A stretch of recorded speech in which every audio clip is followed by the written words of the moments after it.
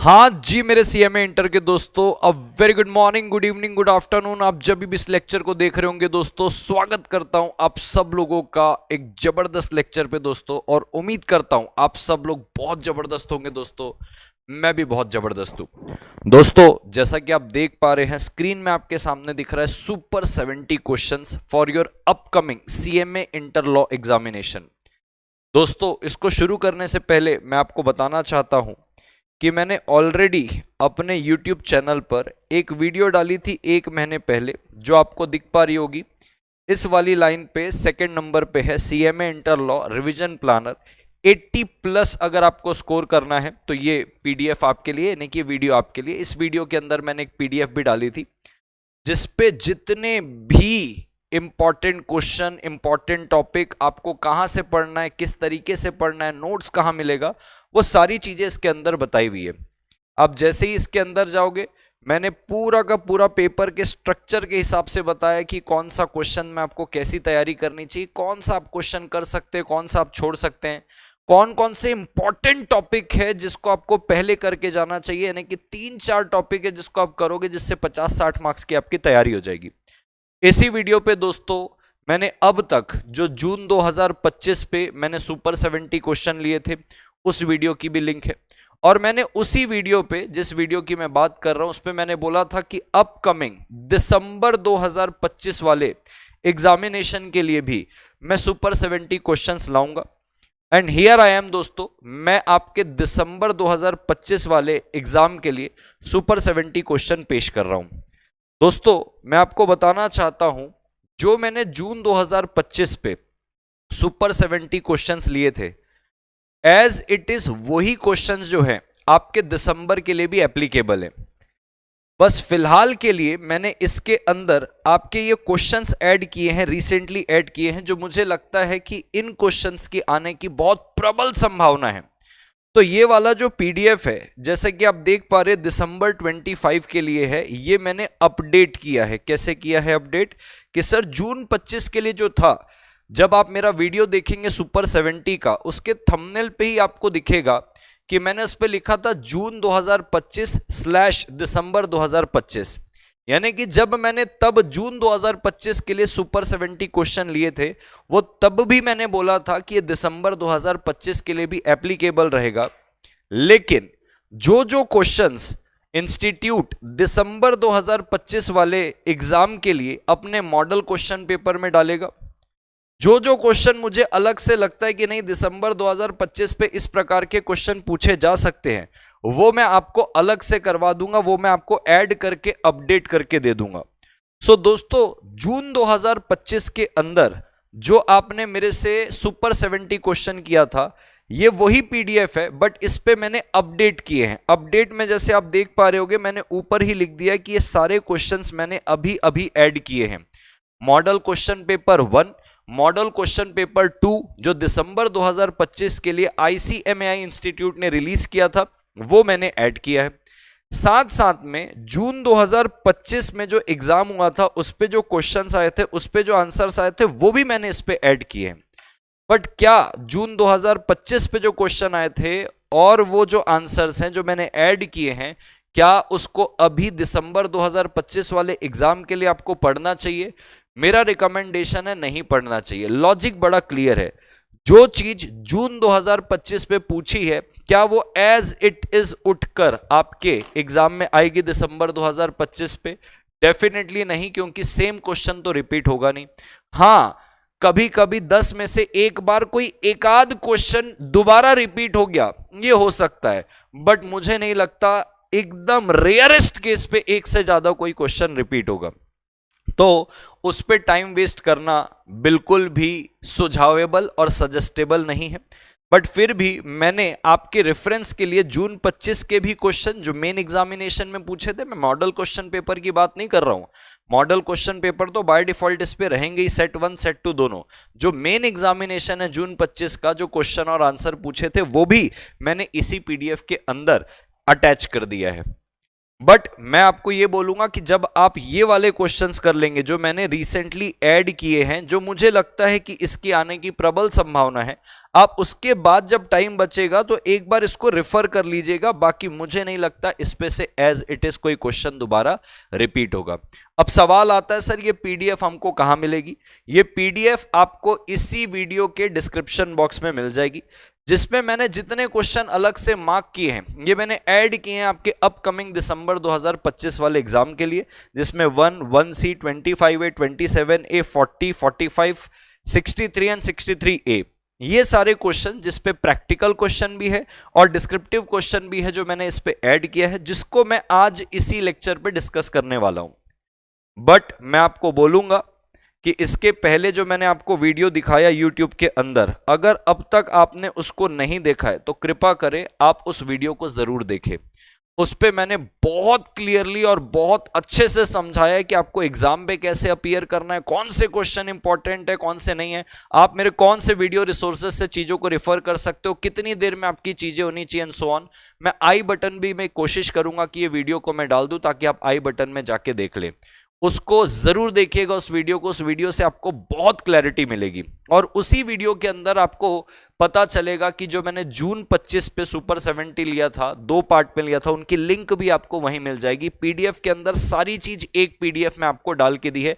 जैसे ही आप इस वीडियो को क्लिक करेंगे उसी के डिस्क्रिप्शन बॉक्स में पीडीएफ भी मिल जाएगी और आपकी सारी समस्या का समाधान एक ही जगह मिल जाएगा। एंड एज यूजुअल आपको पता है वन स्टॉप सॉल्यूशन है भाई साहब। चाहे सीएमए फाउंडेशन का लॉ हो, सीएमए इंटर का लॉ हो, चाहे सीएमए फाइनल का लॉ हो, एक्सक्लूसिव कंटेंट मैं आपको देता हूं सीएमए के लिए। सो लेट अस बिगिन दोस्तों। मैं उम्मीद कर रहा हूं मेरे सारे कम्युनिकेशन आपको क्रिस्टल क्लियर है।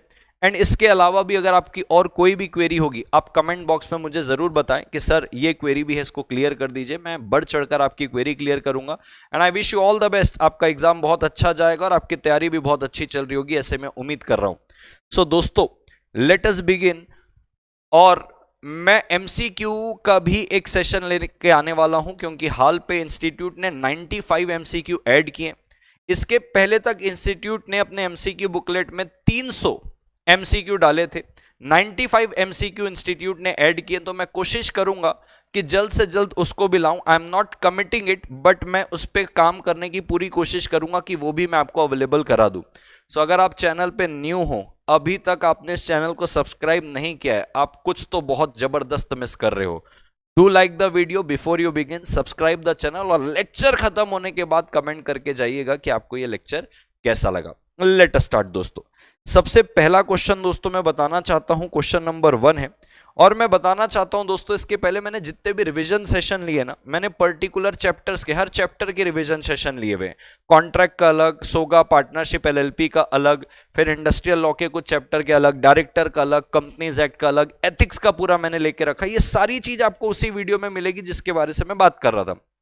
उन वीडियो के अंदर ऑलरेडी ये जो क्वेश्चन नंबर 1 मैंने ऐड किया अपने सुपर 70 में, उस पे मैंने ऑलरेडी इसको भी डिस्कस किया हुआ है।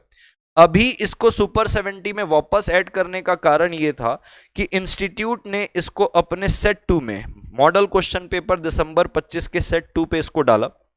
दिसंबर 22 पे 5 मार्क्स का पूछा था, जून 24 पे 7 मार्क्स का पूछा हुआ था। अभी वापस से इसको अपने सेट 2 वाले पेपर में डाला, तो मैंने कहा क्यों ना इसको डिस्कस किया जाए और इसको आपके सुपर 70 में डाला जाए। तो दोस्तों लिखता है, ग्रे नाम का एक व्यक्ति है जो फुल दारू पिया हुआ है, ड्रंक है, और वो प्रॉपरली बैठ भी नहीं पा रहा है चेयर पे। एग्रीमेंट में इंटर करता है लियो के साथ 15 जुलाई 2025 को कि अपना ऑफिस बेचेगा, किसको? लियो को, विद इन 15 अगस्त 2025। अगले दिन जो ग्रे है वो अपने आप को डिक्लेयर करता है कि लास्ट नाइट वो बहुत ज्यादा दारू पिया हुआ था, तो वो नशे की हालत में सारी बातें बोला था, और आज उसको अपना ऑफिस स्पेस लियो को ट्रांसफर नहीं करना है। अब जो ग्रे है वो आर्ग्यू कर रहा है लियो से कि वो जो ऑलरेडी साइंड एग्रीमेंट है ना, वो जो है he will have to transfer the property in his name. यानी कि ग्रे जो है वो आर्ग्यू कर रहा है that as mister Leo has already signed the agreement he will have to transfer the property. यानी कि अब इनकी बहस चल रही है आपस पे। लियो का कहना यह है कि नहीं भाई साहब, आपने बोला था तो आपको प्रॉपर्टी देनी पड़ेगी। सबसे पहले दोस्तों मैं इसका रेफरेंस सेक्शन 10 से देना चाहता हूं। सेक्शन 10 बोलता है एग्रीमेंट कॉन्ट्रैक्ट तभी बनता है जब पार्टी की कंसेंट फ्री होती है। पार्टी कॉम्पिटेंट होती है, लॉफुल ऑब्जेक्ट होता है, लॉफुल कंसिडरेशन होता है, और पार्टी जो है डिसक्वालिफाइड नहीं है। अब उस पर एक जो बात आई कॉम्पिटेंट पार्टी की डेफिनेशन सेक्शन नंबर 11 पे दी है। सेक्शन 11 तीन बातें बोलता है। एक तो पार्टी मेजर होनी चाहिए, दूसरा पार्टी साउंड माइंड होनी चाहिए, तीसरा पार्टी डिसक्वालिफाइड नहीं होनी चाहिए। यहां पे पार्टी मेजर तो है, यहां पे पार्टी डिसक्वालिफाइड भी नहीं है, बट यहां पे पार्टी साउंड माइंड में नहीं है, क्योंकि साउंड माइंड की डेफिनेशन दी है सेक्शन नंबर 12 पे। साउंड माइंड ये कहता है कि कॉन्ट्रैक्ट करते वक्त, एग्रीमेंट करते वक्त, जब आप एग्रीमेंट बना रहे हो, आपके पास दो चीजें होनी चाहिए। आप कैपेबल होने चाहिए उस एग्रीमेंट के टर्म्स को समझने के लिए, और एक रैशनल जजमेंट लेने के लिए। तो भाई साहब आप तो कैपेबल थे ही नहीं, समझदारी का डिसीजन आपने लिया ही नहीं, इसीलिए तो आप अगले दिन आके मना कर रहे थे।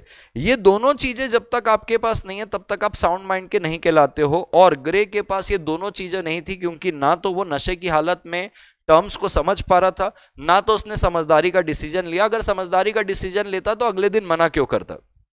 तो अगर पर्सन इन दोनों के कैपेबल नहीं, उसको अनकॉन्शियस माइंड पे बोलते हैं। तो इस केस पे ग्रे ने जो कॉन्ट्रैक्ट किया था 15 जुलाई को, वो कैपेबल नहीं था, वो साउंड माइंड का नहीं था। इसके लिए जो कॉन्ट्रैक्ट है ग्रे और लियो के बीच में, वो वैलिड नहीं है। यानी कि ग्रे को कोई भी प्रॉपर्टी देने की जरूरत नहीं है, and at the same time जो लियो है वो उसको कॉम्पेल भी नहीं कर सकता कि आपको प्रॉपर्टी देनी पड़ेगी, क्योंकि आपने पहले कॉन्ट्रैक्ट कर दिया था, क्योंकि वो कॉन्ट्रैक्ट क्या है, इनवैलिड है। ठीक है दोस्तों, ये था दोस्तों क्वेश्चन नंबर 1। इसके बाद क्वेश्चन नंबर 1C पे चलते, जो मैंने ऐड करके रखा है इस पे। 1C अपने को क्या बोलता है और ये कहां पे पूछा गया दोस्तों। 1C को दोबारा आपके सेट 2 पे ऐड किया दिसंबर 25 पे 7 मार्क्स के लिए। ठीक है, इसको दिसंबर 17 में भी 5 मार्क्स का पूछा गया था, जून 23 सिलेबस 16 पे भी इसको 5 मार्क्स का पूछा गया था। और इस बार इंस्टीट्यूट ने जो इसका आंसर दिया थोड़ा सा क्रिस्प करके दिया है, बट मैं थोड़ा सा डिटेल करके समझाऊंगा जैसे पहले आंसर दिया हुआ करता था। बात को बिल्कुल ध्यान से सुनिएगा। आप सबको पता है कि बिना कंसीडरेशन के कॉन्ट्रैक्ट नहीं बनता। क्यों नहीं बनता सर?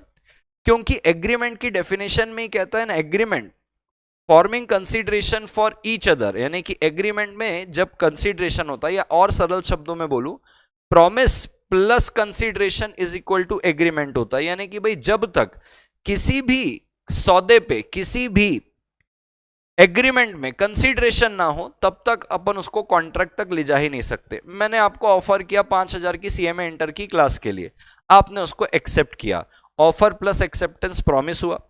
अब आप मुझे 5000 दे रहे हैं, उसके बदले में आपको एजुकेशन दे रहा हूं सीएमए इंटर लॉ का। तो आपको मिल रहा है सर्विस, मेरे को मिल रहा है उसके बदले कैश। दोनों को कुछ ना कुछ मिल रहा है। प्रॉमिस में जहां कंसीडरेशन ऐड हुआ, इसको बोलते हैं एग्रीमेंट। तो बड़ी सिंपल सी बात है सर, बिना कंसीडरेशन के तो एग्रीमेंट ही नहीं बनता। तो जब एग्रीमेंट नहीं बनता तो कॉन्ट्रैक्ट तो दूर की बात है।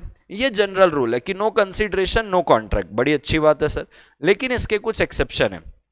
एक्सेप्शन जो अपने को दिए हैं वो सेक्शन 25 में दिए। मैं आपको बताना चाहता हूं, सेक्शन 25 वैसे तो जनरल रूल बोलता है कि बिना कंसीडरेशन के एग्रीमेंट वॉइड रहेगा, यानी कि एग्रीमेंट बनेगा ही नहीं।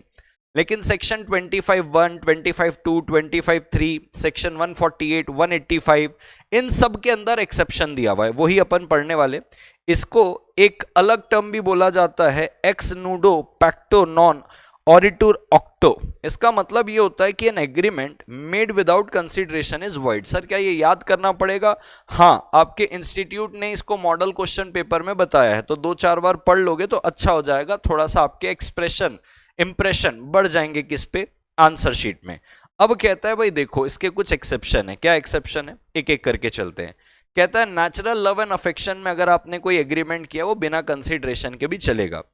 आपकी मम्मी जी है, मम्मी जी का गांव पे सपना था कि भैया ये घर हमारा होना चाहिए था, किसी कारणवश आप उसको नहीं ले पाए थे। आज आप सीएमए बन गए, सीएमए बनने के बाद आप अच्छा कमाए, और वही घर अब आप मम्मी के नाम पे ले रहे हो। एक एक करके चलते हैं। इमूवेबल प्रॉपर्टी है तो राइटिंग में एग्रीमेंट होगा, इसको रजिस्टर भी कराना पड़ेगा। तो ये 2 शर्त पूरी हो गई, राइटिंग होगा, रजिस्टर्ड होगा। Out of natural love and affection आप कर रहे हो, हाँ बिल्कुल, मम्मी जी के लिए प्यार मोहब्बत में मम्मी का सपना था, करके दिया। तो पहली बात तो राइटिंग में था, रजिस्टर्ड था, नेचुरल लव एंड अफेक्शन में मम्मी को घर दिलाया। क्या मम्मी आपके नियर रिलेशन में? बिल्कुल नियर रिलेशन में सर, माँ है, इससे ज्यादा नियर क्या होगा। तो कहता है अगर ये चार शर्त पूरी है, राइटिंग में है, रजिस्टर्ड में है, out of natural love and affection है, और नियर रिलेशन में, यानी कि जिसको आप कुछ दे रहे हो, मकान दिला रहे हो, गांव का मकान दिला रहे हो, लेकिन उसके बदले कुछ ले नहीं रहे हो, तो ये जो दे रहे हो out of natural love and affection है ना, हाँ, तो भले मम्मी जी की तरफ से आपको उसके लिए कुछ भी नहीं मिला, बट ये वाला एग्रीमेंट क्या रहेगा, वैलिड रहेगा, क्योंकि ये out of natural love and affection की चार कंडीशन को क्या कर रहा है, पूरा कर रहा है। अब मम्मी ने जन्म दिया, इससे बड़ा और कुछ चाहिए क्या? अब मम्मी को उसके बदले सेवा कर रहे हो, तो ये चार शर्त पूरी होगी, writing, registered, natural love and affection में आपने एग्रीमेंट किया मम्मी के लिए, और mother is in your near relation, यही भाई के लिए भी रहेगा, यही बहन के लिए भी रहेगा, यही फादर के लिए भी रहेगा, यही वाइफ के लिए भी रहेगा। इस पे ना वाइफ आपको कुछ देगी, ना भाई आपको कुछ देगा, ना फादर आपको कुछ देगा, क्योंकि आप उनको out of natural love and affection कर रहे हो। ये बातें आपने देखी होगी कि फादर कई बार मम्मी के नाम से कोई भी प्रॉपर्टी खरीदते हैं, मम्मी के नाम से रजिस्ट्री होती है, रजिस्ट्रार के पास मम्मी साइन करने के लिए जाती है, तो क्या मम्मी ने कोई कैश दिया है फादर को? नहीं, वो सिर्फ out of natural love and affection अपनी वाइफ के नाम पे एक प्रॉपर्टी ले रहे हैं, जिसपे वाइफ उनको कोई भी कंसिडरेशन नहीं दे रही है, वो वैलिड रहेगा। दूसरा अपने को कहता है promise to compensate for voluntary services. आपका डॉग खो गया, मेरे इलाके में घूमते फिरते आ गया था, मैंने उसको बचाया, खिलाया पिलाया, वेट के पास लेके गया, और आपको खोजा, आप मिले और आपको लौटाया, ये मैंने वॉलंटरीली किया। आपने मेरे को नहीं बोला था अर्जुन जी आपके एरिया में कोई डॉग दिखेगा, ये उसकी फोटो है, खोज के ले आना, मैं आपको 5,000 दूंगा। मैंने वॉलंटरीली किया, कोई हमारे बीच में कोई एग्रीमेंट नहीं था, लेकिन आप खुश हुए मेरी हरकत से, और आपने मुझे प्रॉमिस किया कि यार अर्जुन जी आपने एक इंसानियत के नाते मेरे डॉग को बचा के रखा है, मैं इसके लिए आपको 5,000 रुपए का इनाम दूंगा, जिसपे आपका डॉक्टर का खर्चा और जो भी खिलाना पिलाना था वो सारी चीजें कवर हो जाएगी। भले ही आपने मेरे से कोई एग्रीमेंट नहीं किया था, मैंने ये वॉलंटरीली किया, मेरे को कायदे से 1 रुपए भी आपसे लेना बनता नहीं था, लेकिन अगर आपने इसके लिए प्रॉमिस कर दिया तो अब इस प्रॉमिस को मैं इन्फोर्स कर सकता हूं। क्यों? भले मैंने वॉलंटरी किया था, बट आपने तो प्रॉमिस किया था ना कि आप दोगे, तो अब अगर आप 5,000 नहीं दोगे, मैं आपको इसके लिए कोर्ट पे सूट फाइल कर सकता हूं और 5,000 रुपए के लिए इन्फोर्स कर सकता हूं। ठीक है। टाइम बार्ड डेट, आप सबको पता होगा 3 साल की लिमिट होती है ड्यू डेट से, यानी कि क्रेडिटर ने डेटर को अगर कोई पैसे उधार पे दिए तो ड्यू डेट से, आई रिपीट ड्यू डेट से, जब से दिए हैं तब से नहीं, जब से रीपेमेंट की ड्यू डेट थी वहां से 3 साल तक अगर डेटर पैसे नहीं देता है तो क्रेडिटर ड्यू डेट से 3 साल तक इसके ऊपर सूट फाइल कर सकता है रिकवरी ऑफ लोन अमाउंट के लिए। 3 साल जा चुके हैं, अब 3 साल जाने के बाद इसको बोला जाता है टाइम बार डेट, क्योंकि 3 साल हो गया था, अब टाइम का बार लग गया।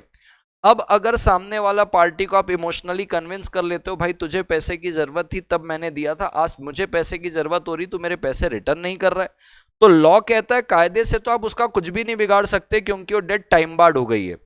लेकिन वो व्यक्ति जो डेटर है, अगर आपको राइटिंग में प्रॉमिस करके देता है कि चल तूने 50,000 दिए थे, मैं 25,000 लौटा देता हूं, राइटिंग में प्रॉमिस और साइन कर रहा है, या उसका एजेंट साइन कर रहा है, वो साइन करे या एजेंट साइन करे, अब ये इनफोर्सेबल है। भले टाइम बार्ड है, बट फिर भी आप ये 25,000 ले सकते हो। सर मान लो पूरा 50,000 का लिख देता तो 50,000 रिकवर कर पाते, तो सर कायदे से तो टाइम बार्ड था, कायदे से तो आप उसको ले भी नहीं सकते थे, लेकिन अब आप उसको रिसीव कर सकते हो, इन्फोर्स कर सकते हो। लॉ बोलेगा कि इसके बदले में तुम सामने वाले को क्या दे रहे हो, तो आप लॉ को बताओगे अरे भैया ये मेरा पुराना पैसा था, ऑलरेडी मैंने उसको दिया था, उसके बदले इंटरेस्ट लेना था मुझे, मैं अपना ही पुराना पैसा वापस ले रहा हूं। ठीक है सर।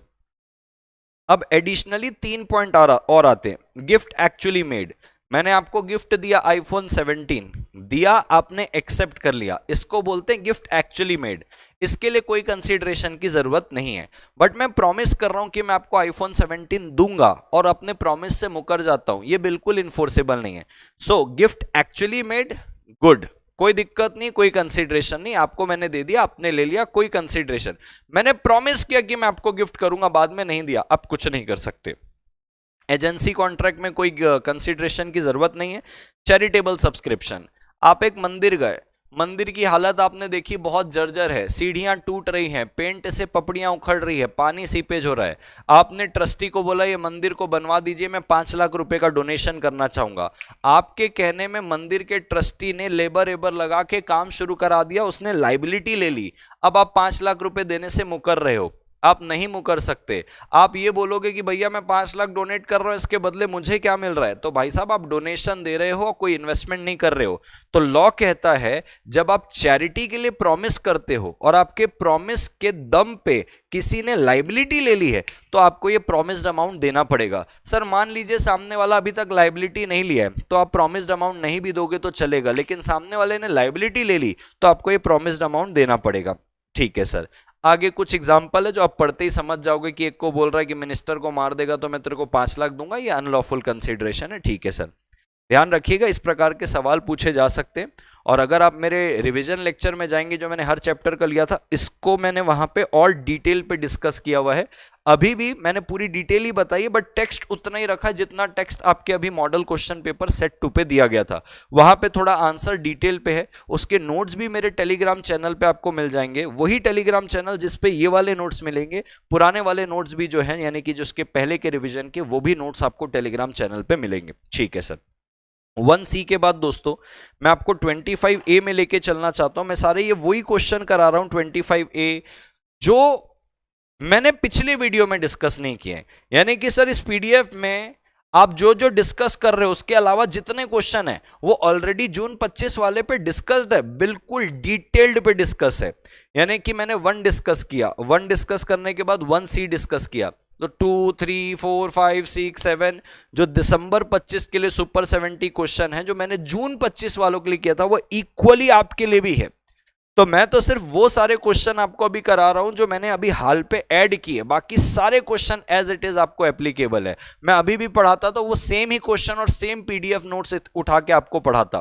तो आपको वही जून 25 के लिए जो वीडियो में मैंने कराए थे वो करना है और साथ साथ में एडिशनली ये करना है। ठीक है सर। अब मैं आपको लेके चलता हूं 25A पे। 25A अपने को क्या बोलता है, आइए ध्यान से समझिएगा। जस्ट अ मोमेंट दोस्तों। 25A,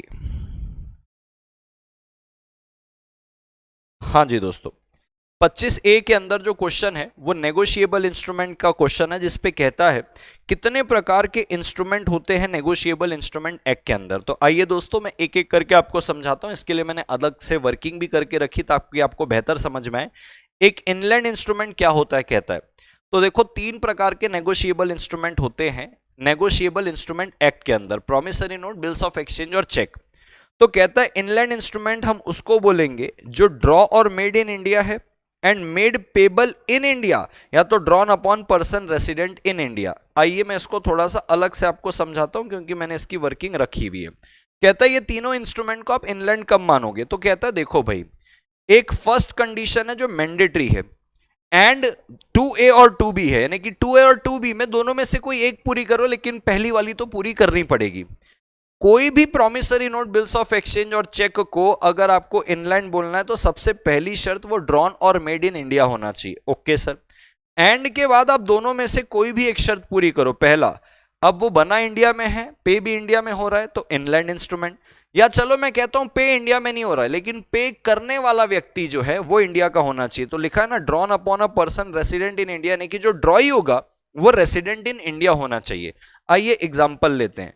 प्रॉमिसरी नोट है, बिलासपुर छत्तीसगढ़ इंडिया पे बना है, पेमेंट होगा यश को मुंबई में, तो बना भी इंडिया में, पे भी इंडिया में हो रहा है, inland instrument. Sir bills of exchange है, ड्रॉ मुंबई पे हुआ, ड्रॉ मुंबई पे हुआ, ड्रॉ यूएसए का है सर, यानी कि पेमेंट करने वाला व्यक्ति यूएसए का है लेकिन पेमेंट करेगा कहां, मुंबई में, पे ही कहां का है, मुंबई का। तो पहली शर्त पूरी हुई जो मैंडेटरी था कि ड्रॉ इंडिया में होना चाहिए, और 2A वाली शर्त पूरी हो गई कि पेड इन इंडिया है। पे करने वाला व्यक्ति कौन है उससे कोई लेना देना नहीं, बना इंडिया में, पे इंडिया में हो रहा है, इनलैंड। अब आते हैं दूसरे में, कहता है ड्रॉ और मुंबई का है, तो पहली शर्त पूरी हो गई। ड्रॉई भी मुंबई का है, यानी कि पेमेंट करने वाला भी मुंबई वाला है लेकिन पे किधर होगा, यूएसए में। तो भैया 2B वाली शर्त पूरी हो रही है ना, कि भले हमने बनाया इंडिया में तो मैंडेटरी है, पे भी इंडिया में होना चाहिए था, बोला ये 2A की शर्त थी। चलो 2A नहीं हो रहा है, 2B हो जाएगा, चलो कोई बात नहीं, पे इंडिया में नहीं हो रहा है। पे करने वाला व्यक्ति कौन है, ड्रॉई कौन है, ड्रॉई पर्सन रेसिडेंट इन इंडिया है, हाँ सर ड्रॉई मुंबई का है, हो गया फिर इनलैंड इंस्ट्रूमेंट। तो सर बनना चाहिए इंडिया में, पे भी इंडिया में हुआ, इनलैंड इंस्ट्रूमेंट। सर बनना चाहिए इंडिया में, चलो पे इंडिया में नहीं हो रहा है, पे करने वाला व्यक्ति इंडिया का है क्या, हाँ, तो भी इनलैंड इंस्ट्रूमेंट। ठीक है सर। अब अगर मैं आगे बढ़ूं तो ये हो गया इनलैंड इंस्ट्रूमेंट।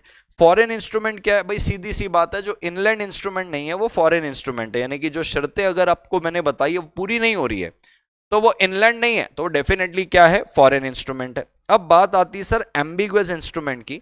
एम्बिगुअस इंस्ट्रूमेंट क्या होता है? जब आप कंफ्यूज हो कि प्रॉमिसरी नोट है कि बिल्स ऑफ एक्सचेंज है, तो आप दोनों में से कोई एक उसको ट्रीट कर सकते हो, लेकिन एक बार आपने डिसीजन बनाया कि मैं उसको प्रॉमिसरी नोट बोलूंगा या मैं उसको बिल्स ऑफ एक्सचेंज बोलूंगा, बाद में आप अपना डिसीजन चेंज नहीं कर सकते उसको, फिर अकॉर्डिंगली आपको दोनों में से जो आपने माना है वही मानना पड़ेगा, उसको एम्बिगुअस बोलते हैं, कंफ्यूज हो रहा है। इंस्ट्रूमेंट पेबल ऑन डिमांड का मतलब क्या है? उस पर लिखा हुआ है कि आप जब पैसे मांगोगे मैं तब दूंगा। Cheque always payable on demand है। प्रॉमिसरी नोट और बिल्स ऑफ एक्सचेंज में अगर लिखा है ऑन डिमांड, कोई टाइम मेंशन नहीं है, तो ऐसा इंस्ट्रूमेंट जहां पे कोई टाइम मेंशन नहीं पेमेंट के लिए, और चेक तो हमेशा पेबल ऑन डिमांड होता है, तो जो इंस्ट्रूमेंट में टाइम मेंशन नहीं है that instrument is a demand instrument. अब आता है इनकोएट स्टाम्प इंस्ट्रूमेंट। इसको भी समझाने के लिए मैंने अलग से वर्किंग की हुई है, आइए इसको ध्यान से समझना। कहता है इनकोएट स्टाम्प्ड इंस्ट्रूमेंट क्या होता है दोस्तों? कहता है भाई देखो, कुछ चीजें इस पे ब्लैंक होगी या तो पूरी ही ब्लैंक होगी, लेकिन क्या क्या होगा? पहली बात तो एक पेपर होगा, उस पे स्टाम्प होगा, उस पे साइन होगा, ये तो चाहिए ही चाहिए। आप पेपर लो, स्टाम्प करो, साइन करो, इसको बोलते हैं होली इनकम्प्लीट इंस्ट्रूमेंट।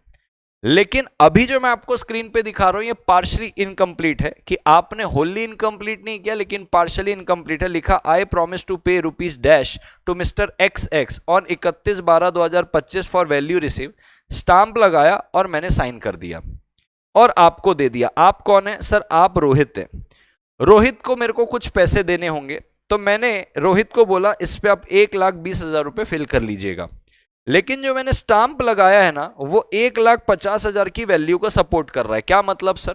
देखो दोस्तों, प्रॉमिसरी नोट वैलिड तब होता है जब उस पे स्टाम्प ड्यूटी लगाते हैं। तो सपोज करिए 1 रुपए का जो स्टाम्प है, 1 रुपए का जो स्टाम्प है वो 10,000 की वैल्यू को सपोर्ट करता है, तो 10 रुपए का स्टाम्प कितने वैल्यू को सपोर्ट करेगा? लाख रुपए को। मैंने इस पे 15 रुपए का स्टाम्प लगाया। क्यों सर आपने 15 रुपए की स्टाम्प ड्यूटी क्यों लगाई? क्योंकि स्टाम्प ड्यूटी के जो स्टिकर होते हैं वो एक 10 रुपए का था और एक 5 रुपए का था, 2 रुपए का था ही नहीं। तो 10 रुपए की स्टाम्प ड्यूटी लाख को सपोर्ट कर रही है, 5 रुपए की स्टाम्प ड्यूटी और 50,000 को सपोर्ट कर रही है, क्योंकि 1 रुपए इज इक्वल टू 10 रुपए का सपोर्ट, 10,000 रुपए का सपोर्ट। तो मेरे पास 2 रुपए ऊपर, यानी कि मैं 2 रुपए का और स्टाम्प ड्यूटी लगाऊं, वो 2 रुपए की टिकट ही अवेलेबल नहीं थी, तो मेरी मजबूरी थी कि मुझे 15 रुपए का स्टाम्प ड्यूटी लगाना पड़ा। तो अब ये स्टाम्प सपोर्ट कर रहा है कितने रुपए को? 1.5 लाख रुपए को सपोर्ट कर रहा है सर। लेकिन अर्जुन का इंटेंशन कितना पे करने को है? 1,20,000 पे करने को है। क्यों? इसके आसपास का उसका अमाउंट बन रहा होगा। अर्जुन ने इसको दे दिया रोहित को। अब सेक्शन 20 ये कहता है कि रोहित तुम चाहो तो इस पे अमाउंट डालो, लेकिन कितना? अर्जुन का इंटेंशन पे करने का कितना है? 1,20,000 रुपए, ठीक है। लेकिन स्टाम्प ड्यूटी 1.5 लाख को सपोर्ट करती है, क्योंकि 2 रुपए की स्टाम्प ड्यूटी नहीं मिल रही थी, एक 10 वाली मिल रही थी, एक 5 वाली मिल रही थी, दोनों को लगा दिया 1.5 लाख हो गया, क्योंकि 1 रुपए इज इक्वल टू 10,000 का सपोर्ट। ठीक है, रोहित ने क्या किया? इस पे 1.5 लाख रुपए फिल कर दिया। 2 कैटेगरी देखना, हो सकता है रोहित 1,70,000 फिल कर ले, हो सकता है रोहित 1.5 लाख फिल कर ले, और 1.5 लाख फिल करके इसको डिलीवर कर दिया, इंडोर्स कर दिया सोहन को। और सोहन एक HIDC है। सर HIDC का मतलब क्या होता है? Holder in due course. Sir holder in due course का मतलब क्या? सोहन ने रोहित को कुछ तो कंसीडरेशन दिया होगा, कोई गुड्स दिए होंगे, कोई सर्विस दिया होगा, उसके बदले सोहन को ये प्रॉमिसरी नोट मिला है, उसको बोलते हैं होल्डर इन ड्यू कोर्स। अब सवाल आता है सोहन अर्जुन को कितने के लिए सूट फाइल करेगा? क्या 1.5 लाख के लिए कर सकता है? बिल्कुल कर सकता है। सर 1,70,000 के लिए नहीं कर सकता। क्यों? क्योंकि 1,70,000 को तो स्टाम्प ड्यूटी ही नहीं सपोर्ट कर रही है। सर क्या सोहन जो है, यानी कि जो होल्डर इन ड्यू कोर्स है, वो अर्जुन से तो 1.5 लाख ले लेगा, 1,70,000 नहीं ले पाएगा, क्योंकि उतने को तो स्टाम्प ड्यूटी ही नहीं सपोर्ट कर रही है। वो रोहित से भी 1.5 लाख लेगा, बिल्कुल लेगा। अब मुद्दा ये है सर, जो रोहित है वर्सेस अर्जुन की बात करें, तो रोहित अर्जुन को सूट फाइल करेगा तो सिर्फ 1,20,000 के लिए करेगा, क्योंकि अर्जुन का इरादा ही 1,20,000 पे करने का था। सर मान लीजिए अर्जुन ने सोहन को पूरे के पूरे 1.5 लाख दे दिए, तो क्या अब वो रोहित को सूट फाइल करके 30,000 ले सकता है? बिल्कुल ले सकता है, क्योंकि भैया अर्जुन रोहित को तो 1,20,000 ही पे करने वाला था, 30,000 जबरदस्ती के चले गए रोहित के चलते। तो यही बात यहां पे लिखी हुई है। कहता है जब एक पर्सन, यहां पे एक पर्सन कौन है भाई साहब? अर्जुन है। यहां पे एक पर्सन साइन करके डिलीवर कर रहा है अनदर को, अनदर कौन है यहाँ पे? अनदर रोहित है भाई साहब। पेपर है जिसपे स्टाम्प लगा हुआ है, ठीक है सर। तो कहता है या तो वो पूरा का पूरा ब्लैंक है या तो उस पर कुछ लिखा हुआ है और फिर इनकम्प्लीट है जैसे मैंने बनाया था। तो कहता है वो देयर बाय अथॉरिटी देता है टू द होल्डर को। अब होल्डर कौन था? अगेन रोहित। कि होल्डर भाई साहब तो इसको कंप्लीट कर लेना, लेकिन समझना for any amount specified therein and not exceeding the amount covered by the stamp. मैंने कितने के लिए बोला था? 1,20,000। चल ठीक है, तो 1,20,000 डाल सकता है, ज्यादा से ज्यादा उतना डालेगा जितना स्टाम्प को एक्सीड नहीं करता। अब आगे कहता है द पर्सन सो साइनिंग, यानी कि कौन? मैं Arjun, shall be liable upon such instrument, मैं लाइबल रहूंगा in the capacity in which he sign the same. मैंने तो भैया मेकर की कैपेसिटी पे साइन किया था। To any holder in due course, holder in due course कौन है? Sohan. For such amount provided that no person other than holder in due course shall recover from the person delivering the instrument anything in excess of the amount intended by him to be paid thereunder। यानी कि holder in due course को छोड़ के कोई भी व्यक्ति अर्जुन से उतना अमाउंट नहीं ले सकता जितना अर्जुन इरादा रख रहा था पे करने का। तो सर ये होल्डर इन ड्यू कोर्स था, इसीलिए मेरे इंटेंडेड अमाउंट से ज्यादा लिया। सर मान लीजिए सोहन की जगह रोहित ने अपने भाई राहुल को इस प्रॉमिसरी नोट को एज अ गिफ्ट बोल के दे दिया होगा, यानी कि राहुल ने कोई कंसीडरेशन नहीं दिया रोहित को, और आपने बोला था कंसीडरेशन देते हैं तो ही होल्डर इन ड्यू कोर्स बनते हैं। अब राहुल अर्जुन से कितना ले सकता है? राहुल अर्जुन से 1,20,000 ही लेगा, क्योंकि Rahul holder in due course नहीं है, राहुल होल्डर है। लेकिन सोहन ने क्योंकि कंसीडरेशन दिया था किसको? राहुल को, और Sohan holder in due course बना, इसलिए सोहन मेरे से उतना अमाउंट ले रहा है जितना स्टाम्प ड्यूटी पे कवर है। होल्डर इन ड्यू कोर्स के अलावा मुझसे कोई भी वो अमाउंट नहीं ले सकता जो अमाउंट मैंने लिखा है, उससे ज्यादा कोई नहीं ले सकता। सर मैंने कितना इरादा रखा था, कितना बोला था मैंने राहुल को पे करूंगा? राहुल भाई साहब मैंने, सॉरी रोहन भाई साहब आपको कितना बोला था? किधर गया? रोहित है। रोहित भाई साहब मैंने आपको कितना बोला था? 1,20,000। रोहित आप भी 1,20,000 ही लोगे। रोहित भाई साहब आपने अपने भाई को गिफ्ट कर दिया, राहुल है, राहुल आप भी 1,20,000 ही लोगे क्योंकि गिफ्ट दिया था। लेकिन यही रोहित अगर सोहन को दे रहा है क्योंकि सोहन ने कंसीडरेशन दिया, ये HIDC बन गया। सोहन आप कितना ले सकते हो? बोले आप उतना ले सकते हो जितना स्टाम्प ड्यूटी पे कवर है। स्टाम्प ड्यूटी कितने की कवर है? 1.5 लाख की। तो क्या 1.5 लाख अगर रोहित ने लिखा है तो सोहन आप ले पाओगे? ले पाओगे। लेकिन 1,70,000 लिखा है, लेकिन स्टाम्प ड्यूटी तो 1,50,000 की ही है, तो भाई साहब आप उतना ही ले पाओगे जितना स्टाम्प ड्यूटी सपोर्ट कर रही है, 1,50,000 ही। भले रोहित ने 1,70,000 लिख दिया, आप उतना रिकवर नहीं कर पाओगे क्योंकि उतने की तो स्टाम्प ड्यूटी ही नहीं सपोर्ट कर रही है। सर मान लो 1,40,000 लिखता तो भी चलता, बिल्कुल चलता। आप 1,20,000 के ऊपर उतना ज्यादा लिख सकते हो जितना स्टाम्प वैल्यू सपोर्ट कर रही है। आप स्टाम्प वैल्यू जितना सपोर्ट कर रही है उससे ज्यादा लिख दो, कोई परवाह नहीं है, लेकिन वो ज्यादा रिकवर ही नहीं कर पाएगा 1.5 लाख के ऊपर। आई होप आपको इनको एट स्टाम्प्ड इंस्ट्रूमेंट अच्छे से समझ में आ गया। नहीं समझा होगा एक बार वापस रिवाइंड कर लेना, समझ लेना, क्योंकि रेगुलर क्लास में मेरे को इसको समझाने को 1.25 घंटा लगता है। This is about a revision class जिसमें मैंने अपना बेस्ट दिया है, मुझे ऐसा लगता है। चलिए दोस्तों आगे बढ़ के लेते हैं। मैंने आपको क्या क्या करा दिया? क्वेश्चन नंबर 1 1C 25A करा दिया। अब मैं आपको लेके चलता हूं 27A पे। 27A अपने को क्या कहता है? कहता है बताइए प्रोसीजर क्या होगा अपॉइंटमेंट ऑफ ऑडिटर का as per limited liability partnership act, यानी कि LLP के अंदर जब ऑडिटर अपॉइंट करना है क्या प्रोसीजर होगा। ये भी मॉडल क्वेश्चन पेपर दिसंबर 25 सेट 2 पे 7 मार्क्स का पूछा हुआ है। बात को ध्यान से समझना। कहता है चार्टेड अकाउंटेंट इन प्रैक्टिस होना चाहिए। क्या होना चाहिए? Chartered accountant in practice. कुछ चार्टेड अकाउंटेंट जॉब करते हैं, आप उनको ऑडिटर अपॉइंट नहीं कर सकते, आप उन्हीं चार्टेड अकाउंटेंट को करोगे अपॉइंट एज एन ऑडिटर जो किस पे है? प्रैक्टिस पे। वो चार्टेड अकाउंटेंट इन प्रैक्टिस जो है वो क्वालिफाइड रहेगा for appointment as an auditor of an LLP। बराबर है क्या? चलिए सर, हर फाइनेंशियल ईयर पे अपॉइंट करना है of the LLP to audit its account, हर फाइनेंशियल ईयर। अब अपॉइंट कौन करता है ये मुद्दा है। तो कहता है जो डेजिग्नेटेड पार्टनर है ना वो अपॉइंट करेंगे इसको। पहले फाइनेंशियल ईयर में तो आप कभी भी अपॉइंट करो, बस इतना कह रहा है वो पहला फाइनेंशियल ईयर एंड होने के पहले कर लेना। तो कहता है देखो कभी भी अपॉइंट करो फर्स्ट फाइनेंशियल ईयर के लिए, लेकिन वो फाइनेंशियल ईयर एंड होने के पहले कभी भी करो। दूसरा कहता है पहला फाइनेंशियल ईयर हो गया, अब दूसरा होगा, तीसरा होगा, चौथा होगा एंड सो ऑन, जितने भी सब्सिक्वेंट फाइनेंशियल ईयर है आप एटलीस्ट 30 डेज प्रायर अपॉइंट करना। यानी कि भैया 31 मार्च को खत्म होता है अपना फाइनेंशियल ईयर, तो आप 1 मार्च तक अप्लाई कर लो, तो कम से कम 1 मार्च तक अपॉइंट कर लो, ताकि 30 डेज प्रायर हो गया, फाइनेंशियल ईयर एंड हो रहा है उसके कम से कम 30 दिन पहले। पहले वाले फाइनेंशियल ईयर के लिए तो कभी भी करो, बस एंड होने के पहले कर लेना। सब्सिक्वेंट फाइनेंशियल ईयर के लिए कम से कम वो फाइनेंशियल ईयर एंड होने से 30 दिन पहले। सर कैजुअल वैकेंसी आ गई तो ऑडिटर मर गया, रिटायरमेंट ले लिया, रिजाइन कर दिया, या अनसाउंड माइंड का हो गया, या इनकैपेसिएट हो गया, या इनसॉल्वेंट हो गया, तो और ऑफिस खाली कर दिया, इसको बोलते हैं कैजुअल वैकेंसी। तो बोले ये कैजुअल वैकेंसी को भी डेजिग्नेटेड पार्टनर ही फिल करके लेंगे। इवन कुछ कुछ ऐसे केस होते हैं जब टर्नओवर और कंट्रीब्यूशन एलएलपी का एक्सीड होता है, उस केस पे भी आपको ऑडिटर अपॉइंट करना होता है, तो यही करके लेंगे। अब कहता है fill up the casual vacancy cause by the removal, यानी कि अगर रिमूवल भी हुआ, आपने उसको रिमूव किया है, इसके लिए कैजुअल वैकेंसी आई है। उसने रिटायरमेंट नहीं लिया, वो इंसॉल्वेंट नहीं हुआ, वो मरा नहीं, आप लोगों ने उसको रिमूव किया था, तो रिमूवल की वजह से भी कैजुअल वैकेंसी आएगी, तो भी डेजिग्नेटेड पार्टनर ही अपॉइंट करेंगे। अब कहता है मान लीजिए डेजिग्नेटेड पार्टनर फेल हो जाते हैं, तो कौन अपॉइंट करेगा? तो बोले जो पार्टनर्स है अपार्ट फ्रॉम डेजिग्नेटेड पार्टनर, जो पार्टनर रहेंगे वो अपॉइंट कर लेंगे।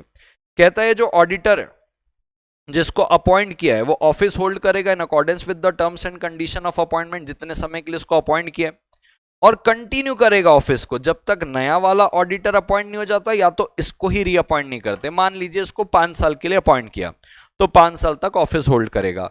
अब जब तक 5 साल तो हो गया तो होल्ड करेगा ही ऑफिस। अब 5 साल बाद इसको हटाना है, तो जब तक कोई नया नहीं आ जाता तब तक यही ऑडिटर रहेगा, या इसी को दोबारा रीअपॉइंट नहीं कर लेते तब तक ये अपना ऑफिस होल्ड करके रखेगा। ठीक है, तो कहता है भाई देखो पहले तो 5 साल हो गया, अब दूसरा वाला आएगा तो ये अपना ऑफिस छोड़ देगा, जब तक दूसरा वाला नहीं आता ये ऑडिटर की कैपेसिटी में रहेगा। इसको वापस से रीअपॉइंट कर लिया तो यही रहने वाला है। ठीक है सर। अब कहता है कोई भी जो ऑडिटर है where no auditor has been appointed, कोई ऑडिटर आपने अपॉइंट नहीं किया, any auditor in office shall be deemed to be reappointed, यानी कि ना तो आपने नया अपॉइंट किया ना तो आप इसको रीअपॉइंट कर रहे हो, तो कहता है ऑटोमेटिकली रीअपॉइंटेड माना जाएगा। आप नया अपॉइंट मत करो, इसको रीअपॉइंट भी मत करो, ये बाय डिफॉल्ट रीअपॉइंटेड माना जाएगा। कब नहीं माना जाएगा? तो कहता है एलएलपी एग्रीमेंट में लिखा है कि भैया आपको एक्चुअली रीअपॉइंट करना पड़ेगा, ऑटोमेटिक नहीं चलेगा। यानी कि नया लाए तो चले जाएगा, नया भी नहीं ला रहे हो, इसको रीअपॉइंट भी नहीं कर रहे हो, तो क्या बोला पॉइंट नंबर 4 ने? ऑटोमेटिक रीअपॉइंटेड माना जाएगा। सॉरी, पॉइंट नंबर 5 ने बोला ऑटोमेटिक रीअपॉइंटेड माना जाएगा। लेकिन कब ऑटोमेटिक रीअपॉइंटेड नहीं माना जाएगा? कहता है अगर एलएलपी एग्रीमेंट में बात साफ लिखी कि ऑटोमेटिक रीअपॉइंटमेंट नहीं होगा भाई साहब, अलग से रीअपॉइंट करना पड़ेगा, तब तक उसको रीअपॉइंटेड नहीं मानेंगे, तो तब तक रीअपॉइंट नहीं माना जाएगा, ऑटोमेटिक रीअपॉइंट नहीं माना जाएगा। और मेजॉरिटी ऑफ पार्टनर्स ने ये डिसाइड किया है कि भैया ये रीअपॉइंट नहीं होना चाहिए, और नोटिस भी दे दिया है एलएलपी को इसके लिए।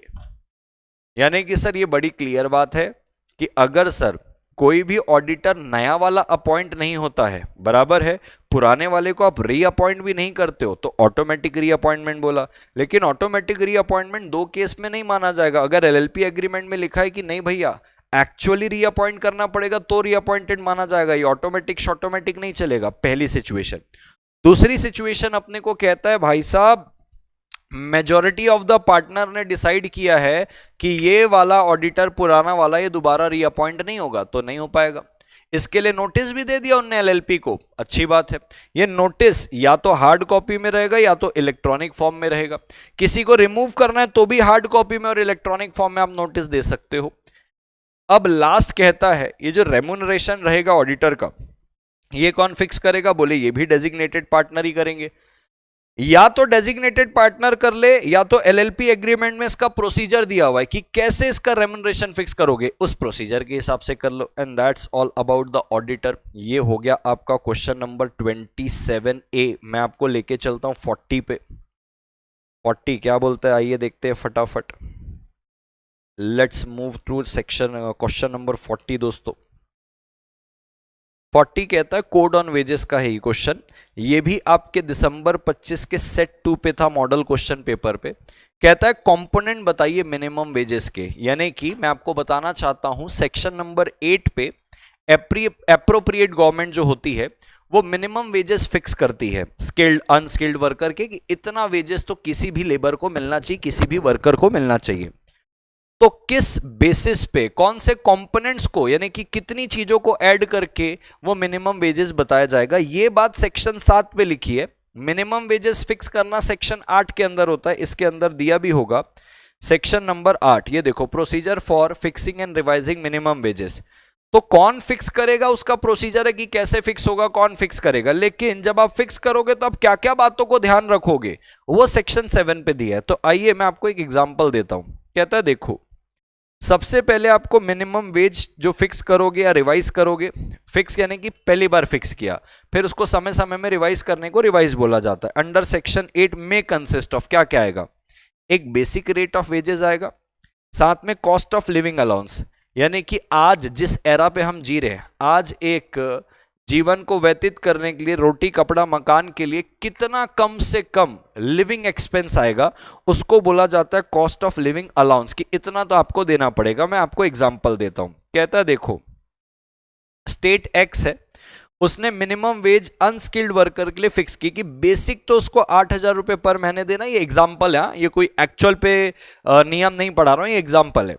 अब कॉस्ट ऑफ लिविंग अलाउंस जो है वो डिपेंड करता है कंज्यूमर प्राइस इंडेक्स में, यानी कि सरकार ही बताती है कि आज जो समय चल रहा है इसमें कम से कम लिविंग एक्सपेंस कितना होना चाहिए, बेयर मिनिमम।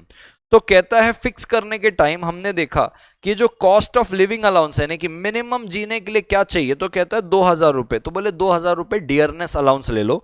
तो क्या होगा, टोटल मिनिमम वेज कितना होगा, ये तो 8,000 बेसिक वेज हो गया मिलेगा, और अभी डियरनेस अलाउंस आज की दिन में जीने के लिए कितना लिविंग एक्सपेंस लगता है बेयर मिनिमम रोटी कपड़ा मकान के लिए, तो बोले 2,000 और कर दो डियरनेस अलाउंस। तो ये 10,000 रुपए क्या हो जाएगा, मिनिमम वेजेस। यानी कि जब भी appropriate government minimum wages fix करेगी तो दो चीजें देखेगी, एक तो ये जोड़ेगी बेसिक, और साथ में कॉस्ट ऑफ लिविंग अलाउंस, रोजगार भत्ता बोल सकते हो आप इसको। So after 1 year cost of living index अगर मान लो बढ़ जाता है तो गवर्नमेंट राइज कर दी, मान लो 2,500 कर दी, तो 8,000 बेसिक वेज और 2,500 फिर वो हो जाएगा 10,500। तो समय समय में कॉस्ट ऑफ लिविंग इंडेक्स जो बढ़ते रहेगा, तो जैसे जैसे कॉस्ट ऑफ लिविंग इंडेक्स बढ़ते जाएगा आप बेसिक के साथ साथ उसको ऐड करते जाना। तो आज अपन ने 10,000 पर मंथ निकाला, कल को ये 10,500 हो जाएगा। तो सेक्शन 8 में जब appropriate government minimum wage fix करेगी तो ये दो कंपोनेंट को वो साथ में रखेगी, एक बेसिक रेट और साथ में cost of living allowance. Cost of living allowance बढ़ता घटता रहता है, हो सकता है कम भी हो जाए, कल को मान लो 1,500 हो जाए तो 8,000 प्लस 1,500 9,500, बट कम होने की संभावना कम है। ठीक है सर।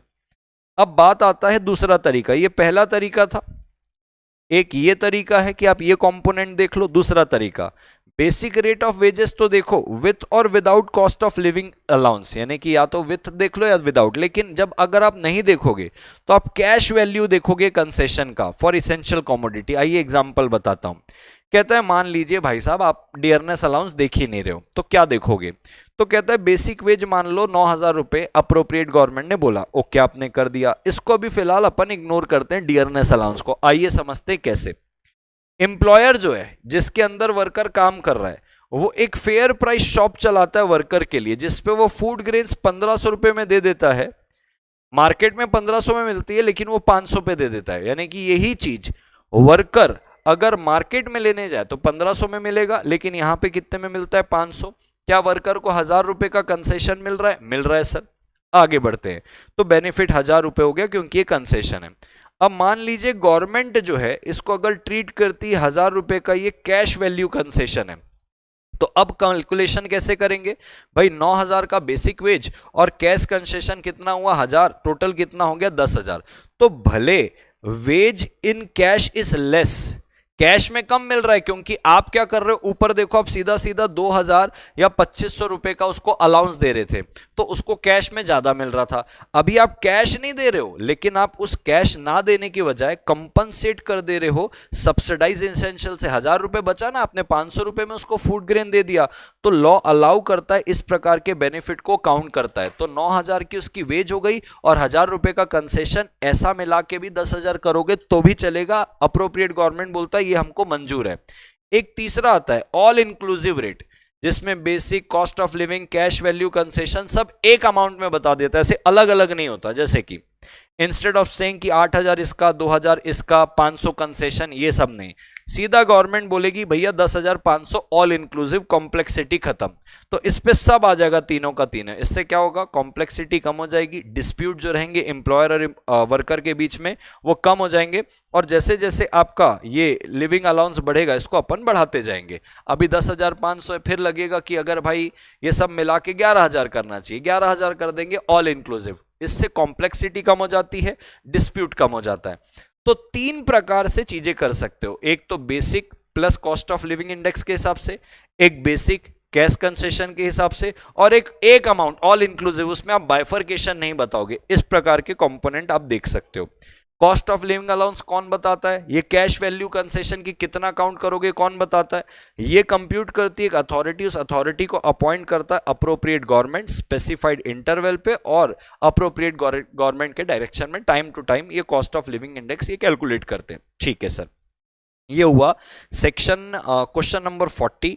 क्वेश्चन नंबर 40 के बाद मैं आपको लेके चलता हूं दोस्तों क्वेश्चन नंबर 45 पे। 45 क्या बोलता है, बात को बिल्कुल ध्यान से समझिएगा।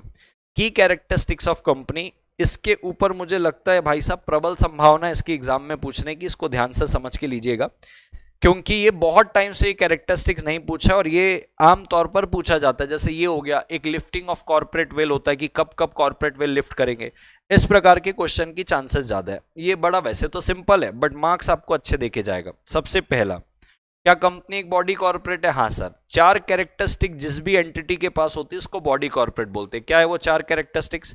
आप किसी एक्ट पे बने हो, ओके, आपकी सेपरेट लीगल एंटिटी है, यस, आपके पास परपेचुअल सक्सेशन है, यस, आपके पास capacity to sue and be sued है। परपेचुअल सक्सेशन का मतलब लॉ की प्रोसेस से बने हो तो लॉ की प्रोसेस से ही मरोगे, जब तक डिसॉल्व नहीं हो जाते तब तक आप निरंतर चलते रहोगे। तो कहता है भैया देखो कंपनी की सेपरेट लीगल एंटिटी है, बिल्कुल। कहता है ये इंडिपेंडेंट कॉर्पोरेट एग्जिस्टेंस है। आज आप बोलो मुकेश अंबानी और उसकी रिलायंस इंडस्ट्रीज लिमिटेड दोनों एक है, नहीं भाई साहब, सेपरेट है।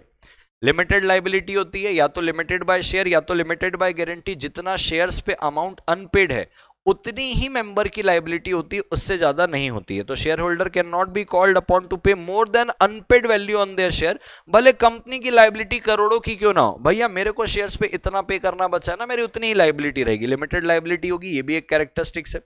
परपेचुअल सक्सेशन है, मेंबर आएंगे मेंबर जाएंगे, डायरेक्टर आएंगे डायरेक्टर जाएंगे, हो सकता है सबके सब एक साथ मर जाए, बम फूट गया बिल्डिंग के ऊपर, पूरे एम्प्लॉय, डायरेक्टर, शेयर होल्डर सब मर गए, लेकिन कंपनी नहीं मरेगी, क्योंकि कंपनी जब तक नहीं मरेगी जब तक कंपनी का डिसोल्यूशन नहीं हो जाता। सेपरेट प्रॉपर्टी होती है कंपनी की, आप ये नहीं बोलोगे शेयर होल्डर की ही तो प्रॉपर्टी है।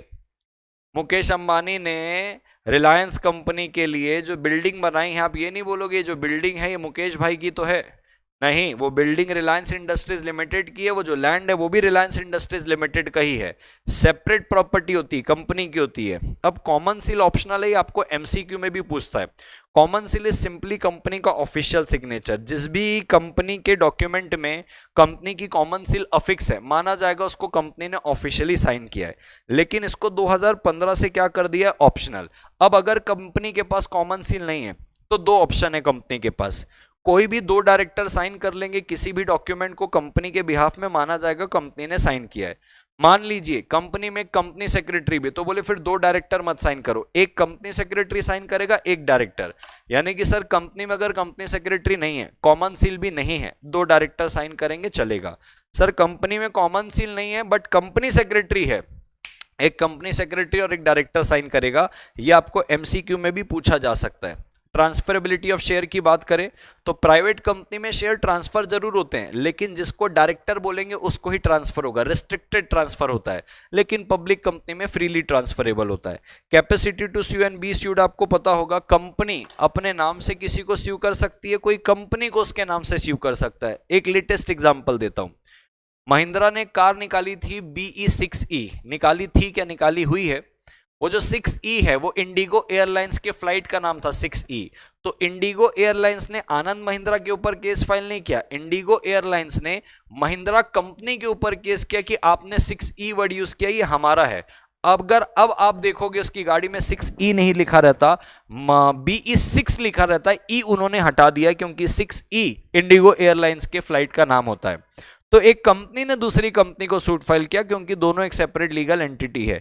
तो कैपेसिटी टू स्यू भी है, यानी कि महिंद्रा कंपनी भी किसी को सूट फाइल कर सकती, कोई महिंद्रा कंपनी को सूट फाइल कर सकता है, उनके मालिक को, उनके संचालक को, उनके डायरेक्टर को, उनके शेयर होल्डर को सूट फाइल नहीं होगा, वो कंपनी को होगा। ठीक है सर, ये 7 कैरेक्टरिस्टिक्स है, मुझे लगता है इस पर सवाल पूछे जा सकते हैं।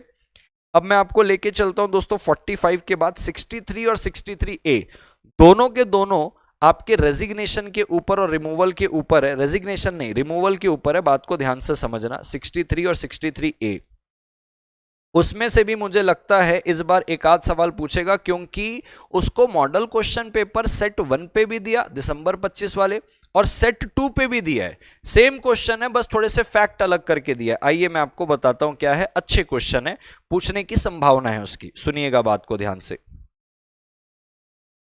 Question number 63। अब देखो ये एक पूछा मॉडल क्वेश्चन पेपर सेट 1 दिसंबर 25 पे 7 मार्क्स का। सेम क्वेश्चन नीचे एक और है इसी से मिलता जुलता, जो यहां पे देखो मॉडल क्वेश्चन पेपर सेट 2 दिसंबर 25 पे 7 मार्क्स का, ऊपर सेट 1 का है, नीचे सेट 2 का है, दोनों के दोनों 169 के ऊपर है। आइए हम दोनों को पढ़ेंगे, क्योंकि दोनों में थोड़े थोड़े बस फैक्ट अलग है, बट आंसर दोनों का सेम है। और आपको मैं बताना चाहता हूं, अगर आपका कोई सीनियर होगा आप उससे पूछ सकते हो, हमारे इस सुपर 70 से और ये पूरा जो यूट्यूब पे अपन रिवीजन कराते हैं, इससे हर बार 70 से 90% का पेपर आता है। तो अब आपके दिमाग में आ रहा होगा, अरे सर इतना करके मैं पास हो जाऊंगा क्या? पिछली बार 70 से 85 मार्क्स का पेपर आया था हमारे इन्हीं चीजों से।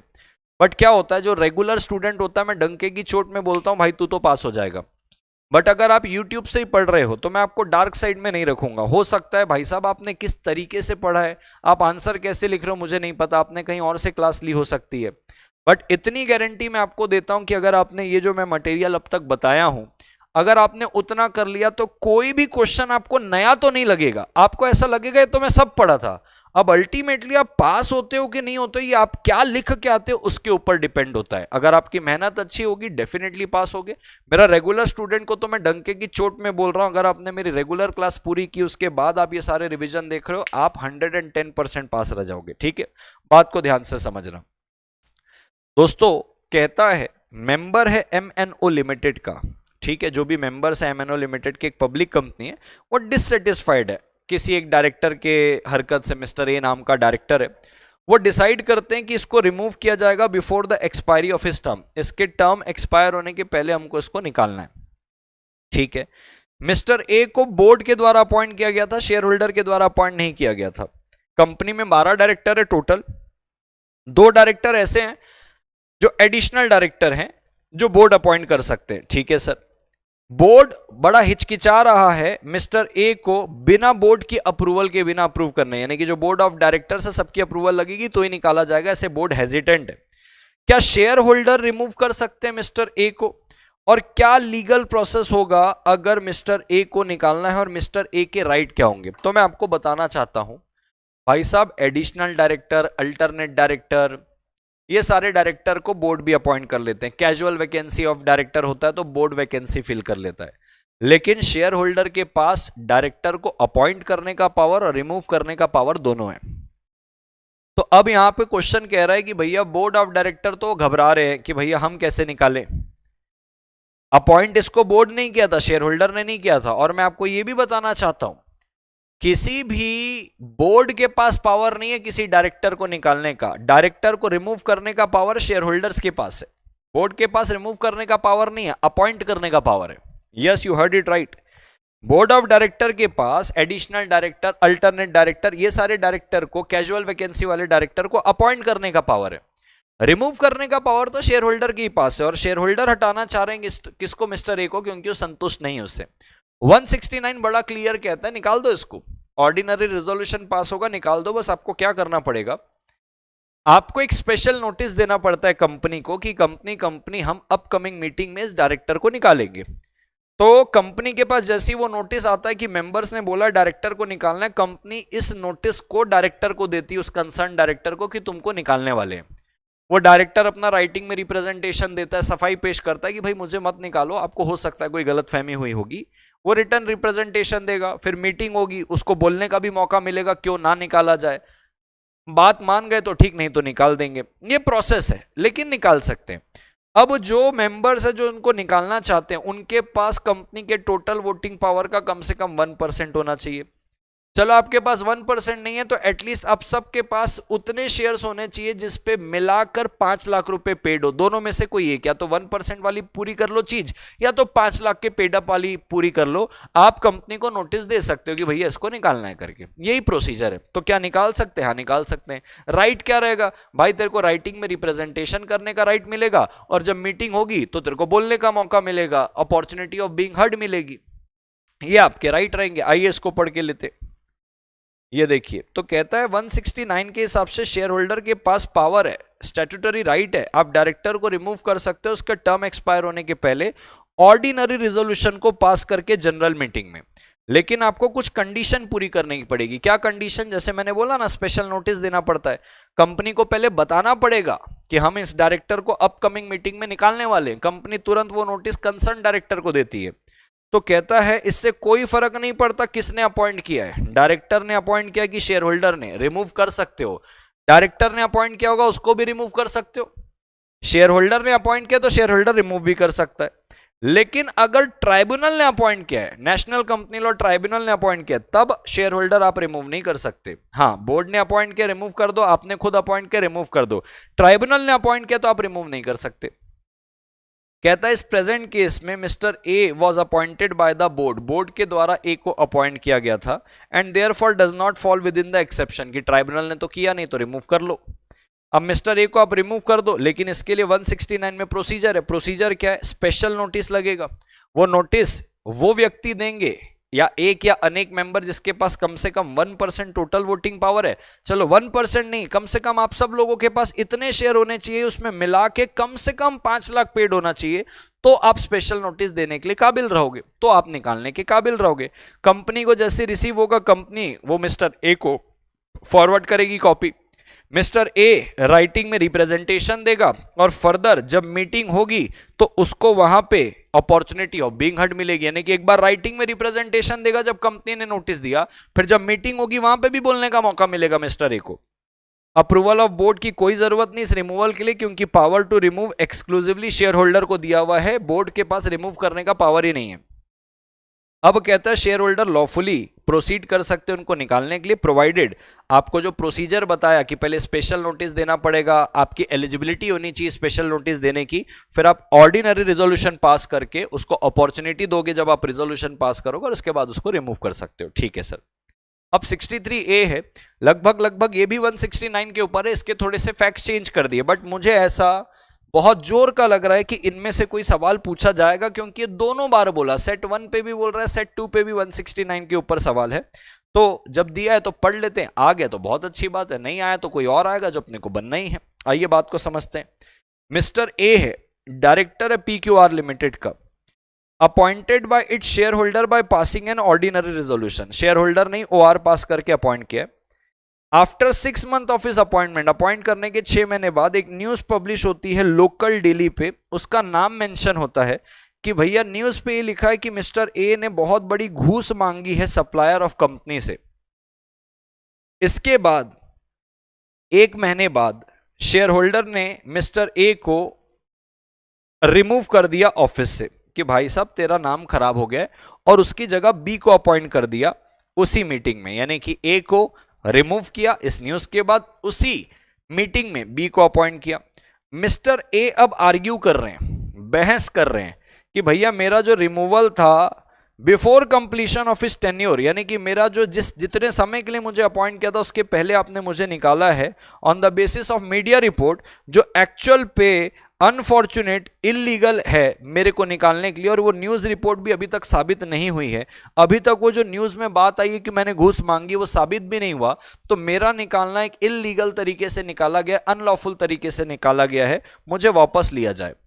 आपको बताना है वैलिडिटी ऑफ रिमूवल ऑफ ए, क्या उसको सही तरीके से निकाला, और डिस्कस करें टेम्पररी अपॉइंटमेंट जो बी का है वो वैलिड है कि नहीं है। तो 169 साफ बोलता है भाई साहब इससे कोई लेना देना नहीं है कि आप डायरेक्टर की हरकत से खुश थे कि दुखी थे। डायरेक्टर, हो सकता है आपको लग रहा है कि यार डायरेक्टर चलो वैसा तो कोई गलत काम नहीं कर रहा है, कोई ब्राइब नहीं ले रहा, लेकिन थोड़ा सा कम इंटेलेक्ट वाला बंदा है, थोड़ा सा बेवकूफ टाइप की हरकत करता है, इसलिए आप निकाल रहे हो। कोई उसने घूस वूस नहीं ली थी, ऐसे ही आपको लग रहा है ढंग से काम नहीं कर रही, हमको जितना इंटेलिजेंट चाहिए था उतना नहीं है, निकालना चाहते हो ओआर पास करके निकाल सकते हो। आपको कोई ग्राउंड की जरूरत नहीं कि देखो मीडिया रिपोर्ट में तेरा नाम खराब हुआ इसलिए निकाल रहे हैं, आप ऐसे ही चलते फिरते शेयर होल्डर जब चाहे तब उसको निकाल सकते हैं। तो कहता है भैया शेयर होल्डर को इनहेरेंट राइट दिया गया डायरेक्टर को रिमूव करने का, रिमूव्ड बाय शेयर होल्डर और बाय ट्राइब्यूनल, ट्राइब्यूनल भी रिमूव कर सकता है। कुछ जरूरी नहीं है कि कोई प्रूफ होना चाहिए मिसमैनेजमेंट का, ब्रीच ऑफ ट्रस्ट होना चाहिए या मिसफिएसेंस, पैसे की हेरफेर होनी चाहिए। जो आप बोल रहे हो ना कि अभी तो मीडिया रिपोर्ट में जो बात आई वो झूठी, अभी तो साबित भी नहीं, अरे हमको साबित करने तक रुकना ही नहीं है भाई, हमको कोई ग्राउंड ही नहीं चाहिए कि तूने कुछ ऐसा किया है, साबित हुआ है कि नहीं हुआ है, हमको लगा हमको निकालना है, हमने निकाल दिया। तो स्पेशल नोटिस रिक्वायर्ड होगा, जैसे मैंने आपको ऊपर बताया था, डायरेक्टर को रिमूव करने के लिए आपने दे दिया, उसको रिटर्न रिप्रेजेंटेशन का राइट मिलेगा, डायरेक्टर को अपॉर्चुनिटी ऑफ बीइंग हर्ड मिलेगी मीटिंग में। तो जब जब शेयर होल्डर को लगता है कि जो भी पॉलिसी डायरेक्टर ने बताई है वो उसको पसंद नहीं कर रहे हैं, they have the option to remove the director by passing an ordinary resolution in the same way as they have the right to appoint। OR pass करके अपॉइंट करते हो, OR पास करके निकाल देते हो, तो लीगली परमिसेबल और valid है। तो जो वैकेंसी क्रिएट हुई थी इस सिचुएशन में, ए को हटाया आपने, बी को अपॉइंट कर लिया, वो भी अच्छी बात है भैया। एक को ओआर पास करके रिमूव किया, उसी मीटिंग में ओआर पास करके बी को क्या कर लिया, अपॉइंट।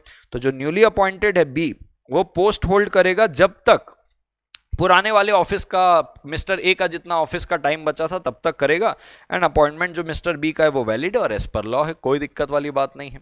एंड दैट्स ऑल दोस्तों, 63 और 63A भी हो गया। And here we complete in 1 hour. 1 hour भी नहीं, स्टार्टिंग में मैं कह सकता हूं कि मैंने 10 मिनट का आपको समझाइश दी थी, तो 50 मिनट के अराउंड आपके जितने भी एडिशन वाले क्वेश्चन थे वो अपन ने करके लिए हैं। बाकी एज इट इज जो जून 25 के लिए जो मैंने सुपर 70 दिया था और पूरा पढ़ाया था, यानी कि आज तो सिर्फ दिसंबर 25 के लिए क्या एड ऑन हुआ है वो कराया, इसके अलावा जो जो क्वेश्चन इस पीडीएफ के अंदर है सुपर 70 के अलावा, यानी कि अभी सुपर 70 में अपन ने कितने किए, 1 2 3 4 5 6 7 8, तो इसके अलावा 62 क्वेश्चंस ऐसे हैं जो मैंने जून 25 के सुपर 70 में किए थे, वो एज इट इज दिसंबर के लिए एप्लीकेबल है। और ये वाले एडिशनल जो मुझे लग रहा था दिसंबर 25 पे पूछे जा सकते हैं, जो मॉडल क्वेश्चन पेपर में दिया था, वो मैंने कराया है। मैं आपको एक बार वापस से अपने YouTube चैनल पे लेकर जाना चाहता हूं। आप लाइव सेक्शन में जैसे ही जाओगे, एक ही सेकेंड, लाइव सेक्शन में आप जैसे ही जाओगे दोस्तों, एक सेकेंड ये लोड हो जाए, तो ये देखिए, ये आपको सुपर 70 क्वेश्चन जून/दिसंबर 25 है, ये एज इट इज आपके दिसंबर के लिए भी एप्लीकेबल है। तो इन दोनों पार्ट में वो क्वेश्चंस है जो हमने आज वाली वीडियो में नहीं किए हैं, और आज वाली वीडियो में जो अपन ने डिस्कस किया वो एडिशनल क्वेश्चन है जो आपके अपकमिंग दिसंबर 25 के लिए प्रबल संभावना जो पूछी जा सकती है। तो मैंने आपको दोनों वीडियो दिखा दिया दोस्तों, एक तो प्लानर है जिसपे सारी कुछ एक जगह पे चीजें हैं, और ये सुपर 70 क्वेश्चन है। आप अगर ये दोनों वीडियो देख लिए, पहले तो आप प्लानर देखिए, प्लानर से आपको पूरी क्लैरिटी मिल जाएगी कि आपको पहले क्या करना चाहिए और बाद में क्या करना चाहिए इस टाइम के अंदर। सो दैट्स ऑल दोस्तों, मैं उम्मीद करता हूं आपको ये वाला लेक्चर बहुत अच्छा लगा होगा।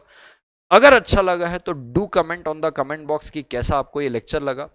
लेक्चर में अगर आप पहली बार आए हो तो सब्सक्राइब जरूर करिएगा, क्योंकि हो सकता है मैं कल या परसों के दिन में एमसीक्यू जो है, बचे हुए जो एमसीक्यू, जो 95 एमसीक्यू जो इंस्टीट्यूट ने हाल पे अभी रिलीज किए हैं, वो मैं आपको करवा के दूं। इसके पहले 300 एमसीक्यू का वीडियो ऑलरेडी है, वो कहाँ मिलेगा, वो भी उस प्लानर वाली वीडियो में आपको मिल जाएगा। That's all from my side दोस्तों।